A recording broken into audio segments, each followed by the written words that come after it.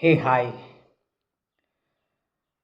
ನಾನು ಈ ವಿಡಿಯೋದಲ್ಲಿ ಈ ನ್ಯೂಸಲ್ಲಿ ತೋರಿಸ್ತಾರಲ್ಲ, ಈ ಟೀಚರ್ ಸ್ಟೂಡೆಂಟ್ ಮ್ಯಾರೇಜು ಅದು ಇದು ಅಂತೇಳಿ ತೋರಿಸ್ತಾರೆ. ನೀವು ನೋಡಿರ್ಬೋದು, ಈ ಥರ ಯಾರೋ ಟೀಚರು ಅಥವಾ ಸ್ಟೂಡೆಂಟು ಮದುವೆ ಆದರು, ಅಥವಾ ಸ್ಟೂಡೆಂಟ್ ಟೀಚರ್ ಮದುವೆ ಆದರು, ಅಥವಾ ಟೀಚರ್ ಸ್ಟೂಡೆಂಟ್ ಮದುವೆ ಆದರು, ಈ ಥರ ಎಲ್ಲ ನ್ಯೂಸಲ್ಲಿ ತೋರಿಸ್ತಾರೆ. ರಿಯಲ್ ಲೈಫಲ್ಲಿ ಕೆಲವು ನಡೆದಿದ್ದಾವೆ, ಬಟ್ ತುಂಬ ಜನಕ್ಕೆ ಗೊತ್ತಿಲ್ಲ ಅಷ್ಟೇ. ನಾನು ಆ ಟೀಚರ್ ಸ್ಟೂಡೆಂಟ್ ಮ್ಯಾರೇಜ್ ಬಂದಾಗ ಅದು ತಪ್ಪಾ ಸರಿಯಾ ಅದ್ರ ಬಗ್ಗೆ ನಾನು ಮಾತಾಡ್ತೀನಿ. ನೋಡಿ, ಓದೋ ಟೈಮಲ್ಲಿ ಈ ಟೀಚರ್ ಸ್ಟೂಡೆಂಟು ಮ್ಯಾರೇಜು ಅವೆಲ್ಲ ಬೇಡವೇ ಬೇಡ. ಓಕೆ, ಲಾಸ್ಟ್ವರೆಗೂ ನೋಡಿ, ಯು ಗೆಟ್ ಎನ್ ಐಡಿಯಾ. ಈ ವಿಡಿಯೋ ಪೂರ್ತಿ ನೋಡಿ, ಲಾಸ್ಟ್ವರೆಗೂ ನೋಡಿದಾಗ ನಾನೇನು ಮಾತಾಡ್ತಿದ್ದೀನಿ ಅಂಥೇಳಿ ಅರ್ಥ ಆಗುತ್ತೆ, ಒಂದು ಐಡಿಯಾ ಬರುತ್ತೆ. ನಾನು ಹೇಳೋದು ಓದೋ ಟೈಮಲ್ಲಿ ಬೇಡ. ಓದೋ ಟೈಮಲ್ಲಿ ಟೀಚರೇ, ಸ್ಟೂಡೆಂಟೇ. ಓಕೆನಾ? ಮುಂದೆ SLC PUC ಡಿಗ್ರಿ ಎಲ್ಲ ಮುಗಿದ ಮೇಲೆ, ಎಲ್ಲ ಮುಗಿದು ದೊಡ್ಡವರಾದಮೇಲೆ, ಮೈಂಡ್ ಮೆಚ್ಯೂರ್ಡ್ ಆಗಿರಬೇಕು, ನಾಲೆಡ್ಜ್ ಬಂದಿದೆ, ದೊಡ್ಡವರಾಗಿದ್ದಾರೆ ಯಾರೋ ಸ್ಟೂಡೆಂಟು, ಮತ್ತು ಲೈಫ್ ಸೆಟ್ಲಾಗಿದೆ, ಫಿನಾನ್ಷಿಯಲಿ ಎಕನಾಮಿಕಲಿ ಲೈಫ್ ಸೆಟ್ಲಾಗಿ ಕಾಲ ಮೇಲೆ ಕಾಲಿಗೆ ನಿಂತ್ಕೋಬೇಕು ಸ್ಟೂಡೆಂಟು.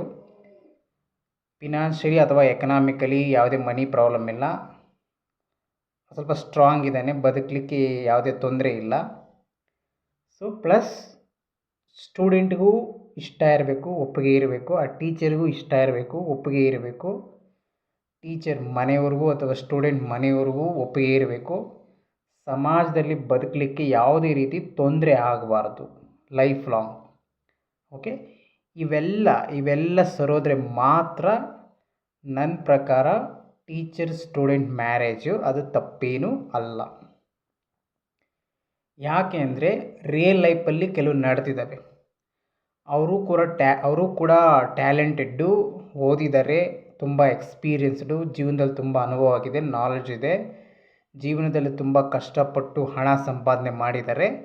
ಆದರೂ ಕೂಡ ಯಾರೋ ಟೀಚರ್ ಸ್ಟೂಡೆಂಟ್ ಮದುವೆ ಆಗಿರೋದು ಈ ಥರ ಎಲ್ಲ ಕೆಲವು ನಡೆದಿದ್ದಾವೆ. ಬಟ್ ತುಂಬ ಜನಕ್ಕೆ ಅದು ಗೊತ್ತಿಲ್ಲ ಅಷ್ಟೇ. ರಿಯಲ್ ಲೈಫಲ್ಲಿ ಕೆಲವು ನಡೆದಿದ್ದಾವೆ. ಅವರು ಚೆನ್ನಾಗಿದ್ದಾರೆ, ಯಾವುದೇ ತೊಂದರೆ ಇಲ್ಲ, ಅವರ ಲೈಫ್ಗೆ ಯಾವುದೇ ತೊಂದರೆ ಇಲ್ಲ, ಸಮಾಜದಲ್ಲಿ ಎಲ್ಲರಾಗೆ ಚೆನ್ನಾಗಿ ಬದುಕ್ತಾ ಇದ್ದಾರೆ. ಯಾಕೆ ಅಂದರೆ ನೋಡಿ, ಈಗ ರಾಮಾಯಣ ಮಹಾಭಾರತ ಬಂದಾಗ ಈ ದ್ರೋಣಾಚಾರ್ಯ, ಭೀಷ್ಮಾಚಾರ್ಯ ಗುರುಗಳಿದ್ರಲ್ವ, ಅವರೇ ಬೇರೆ, ಈ ಕಲಿಯುಗದಲ್ಲಿ ಗುರುಗಳು ಇವರೇ ಬೇರೆ. ಆಗಿನ ಕಾಲದಲ್ಲಿ ಆ ದ್ರೋಣಾಚಾರ್ಯ, ಭೀಷ್ಮಾಚಾರ್ಯ ಏನಿದ್ದಾರೆ, ಅವ್ರಿಗೇನಾದರೂ ಸಹಾಯ ಬೇಕಾದರೆ ಇನ್ನೊಬ್ಬರ ಹತ್ರ ಹೋಗಿ ಕೇಳ್ಕೊಳ್ಳೋ ಪರಿಸ್ಥಿತಿ ಇರಲಿಲ್ಲ, ಅವರಲ್ಲಿ ಆ ರೀತಿ ಪವರ್ ಇತ್ತು. ಈಗ ನೋಡಿ, ಯಾರೊಬ್ಬ ಟೀಚರ್ ಜ್ವರ ಬಂತು, ಹಾಸ್ಪಿಟ್ಲಿಗೆ ಹೋಗ್ತಾನೆ, ಹಾಸ್ಪಿಟ್ಲಲ್ಲಿ ಡಾಕ್ಟ್ರ್ ಯಾರು? ಇವತ್ತು ಅವ್ರ ಸ್ಟೂಡೆಂಟೇ MBBS ಮಾಡಿ ಡಾಕ್ಟ್ರ್ ಆದರು. ಅಂದರೆ SLC ಇದ್ದಾಗ student just PUC second PUC 2 ವರ್ಷ, MBBS ಒಂದು 4-5 ವರ್ಷ, ಒಂದು 6-7 ವರ್ಷ ಅಷ್ಟೇ. ಸೊ ಡಾಕ್ಟ್ರ್ ಆಗೋದ್ರು. ಕೆಲವು ಇನ್ನೂ ಬೇಗ ಟೀಚರ್ ಆಗ್ತಾರೆ ಅಲ್ವಾ? ಇವತ್ತು ಸ್ಟೂಡೆಂಟ್ ಅವರು ಕೂಡ ಮುಂದೆ ಟೀಚರ್ಸ್ ಆಗ್ತಾರೆ, ಲೆಕ್ಚರರ್ಸ್ ಆಗ್ಬೋದು, ಅಸಿಸ್ಟೆಂಟ್ ಪ್ರೊಫೆಸರ್ಸ್ ಆಗ್ಬೋದು. ಏಕೆಂದರೆ ಯಾರೋ ಒಬ್ಬ ಟೀಚರ್ 50 ವರ್ಷ ವಯಸ್ಸಾಗಿದೆ, ಇನ್ನು ಸ್ವಲ್ಪ ದಿವಸ ಆದಮೇಲೆ ರಿಟೈರ್ಡ್ ಆಗ್ತಾನೆ, ಸತ್ತೋಗ್ತಾರೆ. ಈಗ ಆ ಪ್ಲೇಸ್ಗೆ ಟೀಚರ್ಸ್ ಬೇಕು, ಯಾಕೆಂದರೆ ಮದುವೆ ಆಗ್ತಾಯಿರುತ್ತೆ, ಮಕ್ಕಳಾಗ್ತಾ ಇರುತ್ತೆ, ಸ್ಕೂಲ್ಗೆ ಕಳಿಸ್ತಾರೆ. ಸೊ ಟೀಚರ್ಸ್ ಬೇಕು. ಟೀಚರ್ಸ್ ಯಾರು? ಇವತ್ತು ಸ್ಟೂಡೆಂಟ್, SLC PUC ಸ್ಟೂಡೆಂಟು ಮುಂದೆ ಅವನು ಟೀಚರ್ ಆಗ್ತಾನೆ, ಲೆಕ್ಚರರ್ ಆಗ್ತಾನೆ, ಮೈಂಡ್ ಮೆಚ್ಯೂರ್ ಆಗುತ್ತೆ, ನಾಲೆಡ್ಜ್ ಬರುತ್ತೆ. ಸೊ ಇದು ಕಲಿಯುಗ. ರಾಮಾಯಣ ಮಹಾಭಾರತ, ಭೀಷ್ಮಾಚಾರ್ಯ, ದ್ರೋಣಾಚಾರ್ಯ ಥರ ಅಲ್ಲ. ಇನ್ನೊಂದು ಯಾವುದೋ ಟೀಚರು ಜಮೀನು ವಿಚಾರಕ್ಕೆ ಬಂದಾಗ ಏನೋ ಸೈನ್ ಬೇಕೋ, ತಹಸೀಲ್ದಾರ್ ಆಫೀಸ್ಗೆ ಹೋಗ್ತಾನೆ, ತಹಸೀಲ್ದಾರ್ ಯಾರೋ? ಇವತ್ತು ಸ್ಟೂಡೆಂಟೇ. ಇದು ಕಲಿಯುಗ. ಟೀಚರ್ಗಿಂತ ಟಾಪ್ ಲೆವೆಲ್ಗೆ ಹೋಗ್ಬೋದು ಸ್ಟೂಡೆಂಟ್ಸ್. IAS ಆಫೀಸರ್ಸ್ ಆಗ್ಬೋದು, BO ಆಗ್ಬೋದು, MLA ಆಗ್ಬೋದು ಅಲ್ಲ. ಆ MLA ಅವರೆಲ್ಲ ಕೇಳಿದ್ರೆ ಟೀಚರ್ಸ್ ಎಲ್ಲ ಕೇಳಬೇಕು. CM PM ಆಗ್ಬೋದು, ಹೇಳೋಕ್ಕಾಗಲ್ಲ. ಹಾಗೆ ಇದು ಕಲಿಯುಗ. ಇದು CM PM ಅವ್ರು ಹೇಳ್ದಂಗೆ ಟೀಚರ್ಸ್ ಕೇಳಬೇಕು, ಈ ಥರ ಎಲ್ಲ ಇರುತ್ತೆ.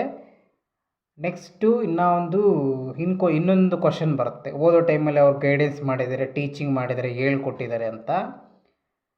ಅದು ಪಾಸಿಟಿವ್ ಆಗಿ ಥಿಂಕ್ ಮಾಡಬೇಕು. ಯಾವ ಥರ ಅಂತಂದರೆ, ಈಗ ಎಕ್ಸಾಮ್ ಟೈಮಲ್ಲಿ ಏನಾದರೂ ಗೊತ್ತಿಲ್ಲ ಅಂದರೆ, ಎಕ್ಸಾಮ್ ಟೈಮಲ್ಲಿ ಫ್ರೆಂಡ್ಸ್ ಹತ್ರ ಹೇಳ್ಸ್ಕೊತಾರೆ. ಫ್ರೆಂಡ್ಸು ಒಬ್ರಿಗೊಬ್ರು ಹೇಳ್ಸ್ಕೊಂಡು ಹೆಲ್ಪ್ ತಗೊತಾರಲ್ಲ. ಸೊ ಆ ಥರ ಥಿಂಕ್ ಮಾಡಿದ್ರು ಆಯಿತು.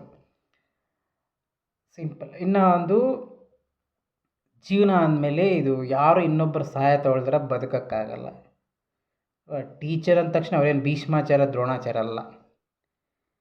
ಹೇಳಿದ್ನಲ್ಲ, ಡಾಕ್ಟ್ರ್ ಹತ್ರ ಹೋಗಬೇಕು, ಇಲ್ಲ KS ಆಫೀಸರ್ ಹತ್ರ ಹೋಗ್ಬೇಕಾಗುತ್ತೆ ಏನಾದ್ರು ಸೈನ್ ಬೇಕಾದರೆ, ಇನ್ನೇನಾದ್ರು ಕೆಲಸ ಬೇಕಾದರೆ MLA ಹತ್ರ ಹೋಗ್ಬೇಕಾಗುತ್ತೆ. ಈ ಥರ ಏನೇನೋ ನಡೀತವೆ ಲೈಫ್ ಅಂದಮೇಲೆ. ಪ್ಲಸ್ ಇನ್ನೂ ಒಂದು ಇವ್ರು ಸ್ಟೂಡೆಂಟು ಅವ್ರು ಟೀಚರ್ ಅಂತ ಹೇಳ್ಬೋದು.